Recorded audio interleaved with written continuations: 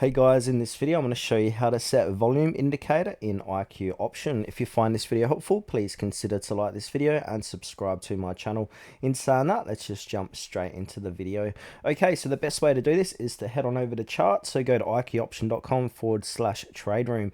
Now on the chart here to the left, bottom left of your chart, we've got some options. So we got chart types, we got candle time period, but we want to go ahead and hover over indicators and click onto that.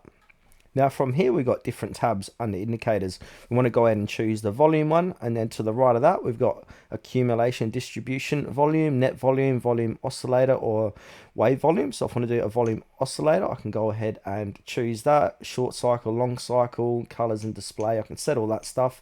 Even got a script there you can put, and then you can go ahead and click on apply, and then from here you can see the volume indicator has been added. Now if you want to get rid of it, go ahead and click on the little cross icon, and that's going to remove that indicator.